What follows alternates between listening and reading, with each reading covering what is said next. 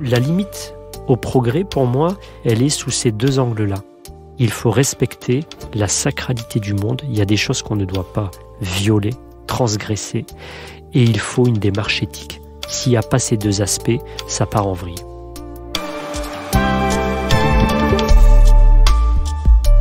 En France, le déploiement de la 5G à l'automne 2020 a suscité de nombreuses controverses. Pour ses détracteurs, la mise en place du réseau mobile nouvelle génération pourrait avoir des effets néfastes sur la santé et ne ferait qu'accroître la consommation d'énergie et de minerais rares. Ses défenseurs voient, eux, dans cette technologie l'opportunité de réaliser des économies, avec par exemple le développement des villes intelligentes, dont les réseaux d'énergie et de transport seraient optimisés. Dans le contexte actuel de la crise écologique, ces débats autour de la 5G soulèvent plus largement la question du progrès et de ses limites. Mais qu'entendons-nous par progrès ? Est-il uniquement de nature technologique ? Et comment les imaginaires des différentes religions peuvent-ils nous aider à repenser ce concept ? Dans son encyclique Laudato Si, publiée en 2015 et consacrée à la sauvegarde de la planète, le pape François invitait chaque religion à relire ses ressources spirituelles pour enrichir la réflexion commune sur l'écologie.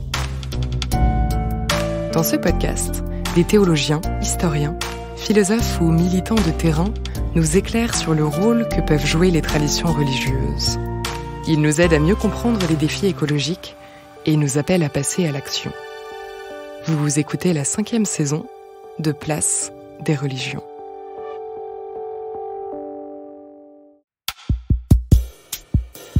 D'après le dictionnaire Larousse, le progrès correspond à l'évolution régulière de l'humanité vers un idéal.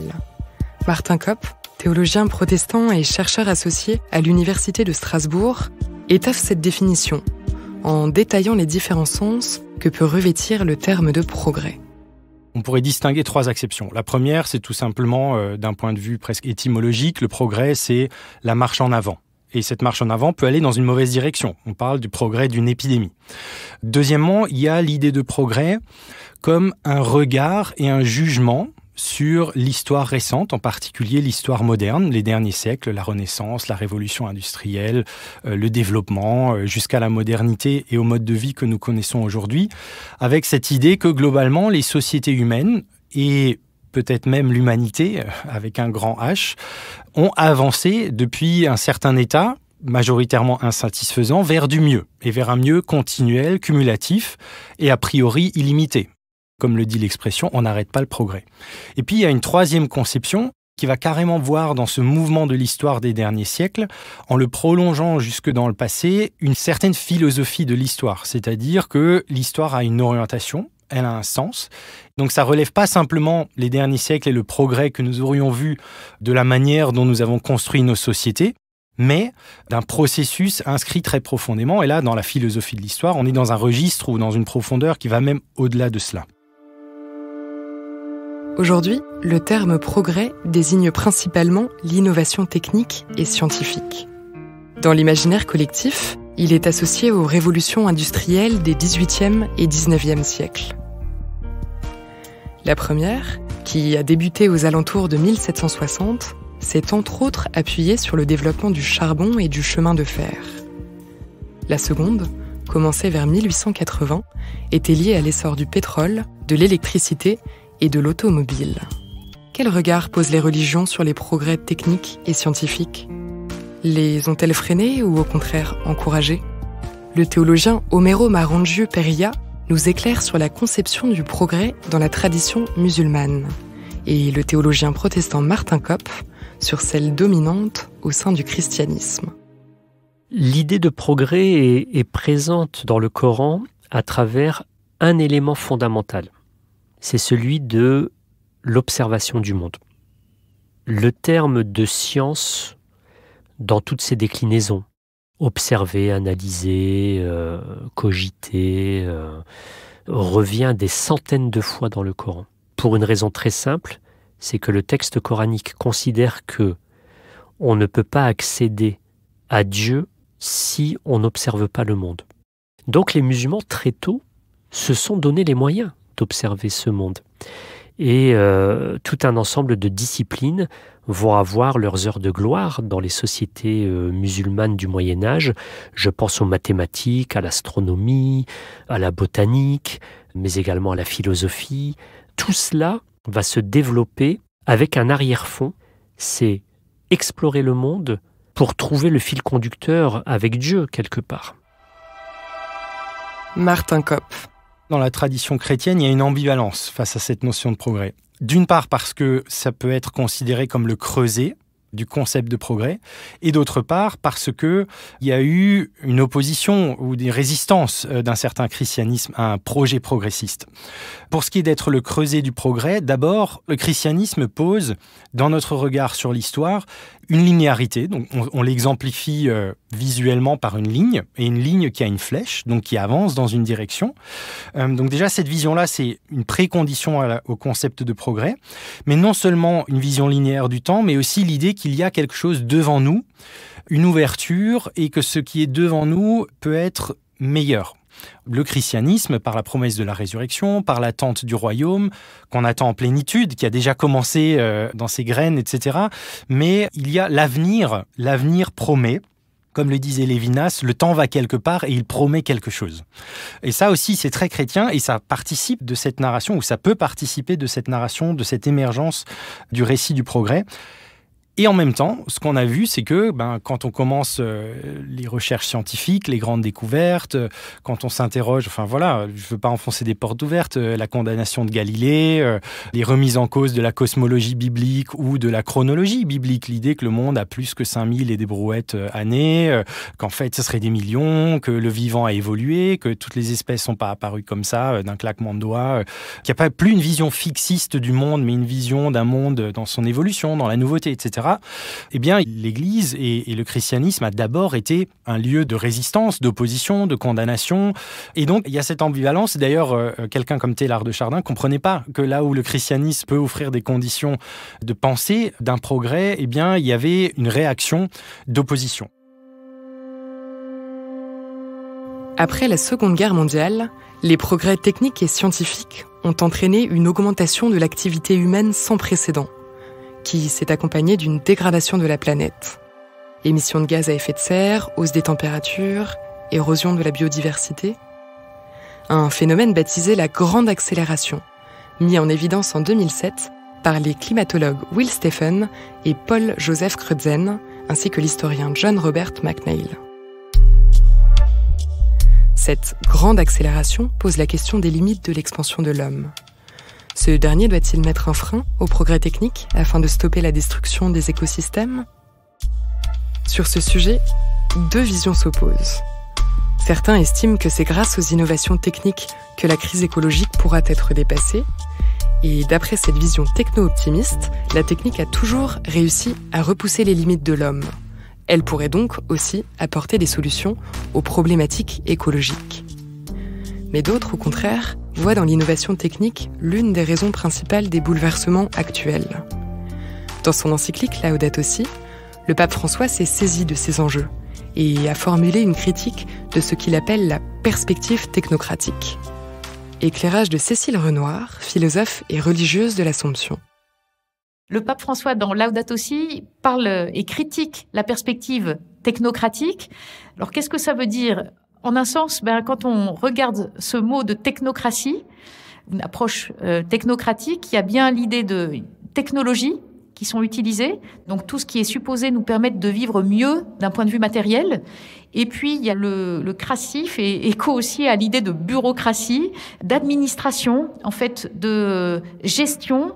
Et donc, une approche technocratique, c'est une approche qui finalement est centrée sur la gestion de ces technologies qui sont conçues grâce à l'intelligence humaine, mais au risque de faire passer en premier une certaine idée du développement est supposée être assis sur le déploiement sans cesse plus grand de ces technologies. Et on le voit bien, par exemple, du point de vue du numérique, c'est qu'on est bientôt passé à la 5G, ce qui est de plus en plus émissif de gaz à effet de serre, qui utilise de plus en plus de minerais, de métaux, de ressources, en eau aussi. Et donc, on est dans une espèce de course à pression un peu sans fin que les technologies imposent. au risque de perdre ce qui fait la saveur d'une vie dans laquelle on reconnaît que finalement, peut-être ce qui est plus important, c'est d'abord la qualité des relations entre nous, la capacité d'admirer un beau paysage, et finalement le fait de revenir à des formes de sobriété heureuse et solidaire.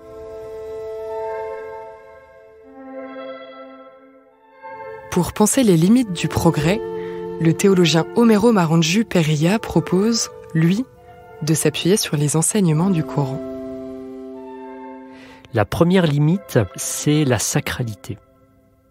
Ce qui est muqaddas en arabe, donc ce qui est sacré, mais le terme qui serait le plus approprié et qui n'est pas du tout choquant à la base, c'est celui de haram.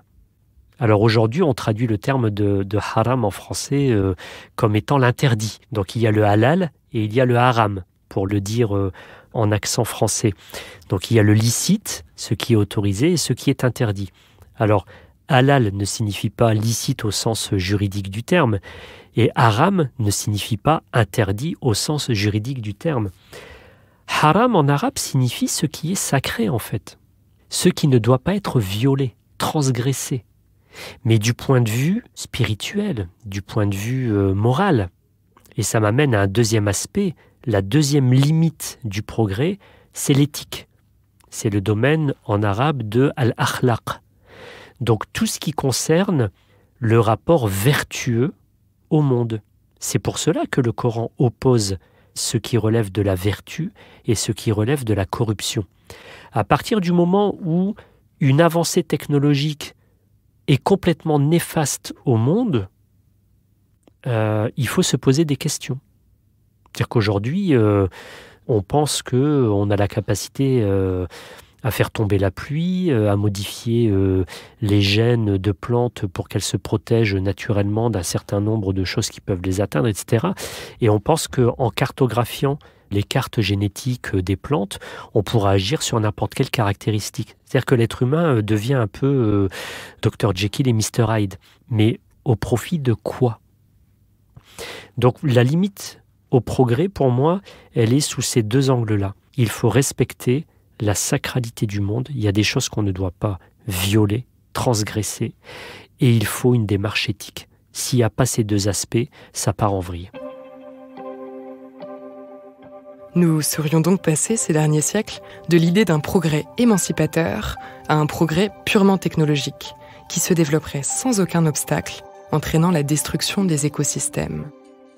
Avons-nous atteint pour autant les limites du concept de progrès ? Le pape François, dans son encyclique Laudato Si, propose une piste pour repenser ce terme, comme nous l'explique Cécile Renoir. Il nous dit, finalement, arrêtons de nous laisser croire les uns les autres que cette compréhension de la responsabilité des entreprises, de modèles économiques basés sur la croissance infinie, va nous permettre de vivre mieux ensemble. Ce n'est pas vrai. Nous risquons d'aller donc vers, il parle bien d'effondrement, mais il ne dit pas que tout est fichu. Il nous dit, mais il s'agit en fait de se demander ce que représente une véritable qualité de vie. Donc, un véritable progrès qui soit articulé donc justement à cette notion de qualité plutôt que de quantité, et ce qui nous invite à réfléchir finalement en quoi consiste la qualité du vivre ensemble. Et ça, je pense que ça nous permet de renouveler les choses par rapport à une approche très quantitative et adossée sur l'idée d'une croissance indéfinie de consommation de ressources qui sont en quantité limitée. Pour Isabelle Priolet, docteure en philosophie, diplômée de l'Institut de sciences et de théologie des religions, les traditions animistes, notamment africaines et amérindiennes, peuvent bien aider à revisiter la notion de progrès. Notre vision du progrès, elle est clairement, dans le monde occidental, orientée vers le futur, à cause du christianisme, à cause de la modernité. Alors que dans ces sociétés, qu'on appelle aussi des sociétés mythiques, disons l'étalon de référence, ce n'est pas ce qui pourrait exister dans le futur, c'est ce qui était au tout début. Donc l'idéal, il n'est pas à la fin, comme en mode Hegel, le progrès de la raison dans l'histoire, mais il se situe au tout début. Alors, ça ne veut pas dire pour autant que ce sont des sociétés passéistes et conservatrices, mais c'est des sociétés qui vont de l'avant, qui sont d'ailleurs très largement en contact avec la modernité, mais en restant fidèles à une mémoire, Et le progrès consiste justement à aller de l'avant en restant fidèle aux enseignements mythiques notamment, qui ont été transmis de génération en génération, pour que cet aller de l'avant reste aussi harmonieux, équilibré et maintienne ce qui pour eux constitue l'ordre du monde. Alors, on pourrait se dire que, du coup, c'est par définition pas applicable à nos sociétés, cette vision du monde. Mais je pense que si, et ça fait partie des sujets qui sont en pointe dans l'actualité et en lien avec la transition écologique.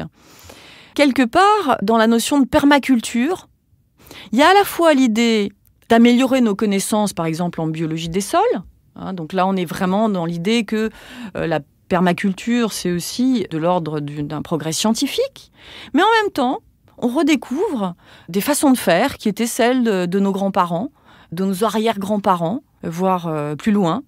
En quelque sorte, il s'agit de s'inscrire dans le progrès en dialoguant avec la tradition. Donc on voit bien comme on n'est pas dans le cadre d'une pensée mythique, mais il y a quelque chose de cet ordre-là qui est en train de poindre aujourd'hui.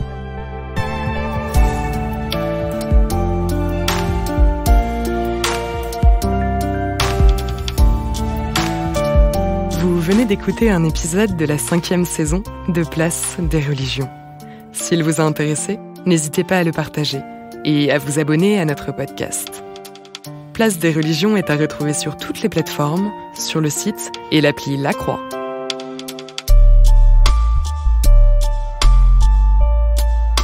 Malo Tresca et Clémence Marais ont écrit cet épisode avec Fabienne Lemayeux et Dominique Grénard à la rédaction en chef, Flavien Eden au montage, Célestine Albert à la production, Laurence Chabasson au marketing, Théo Boulanger au mixage et à la musique, et Yasmine Gâteau à l'illustration.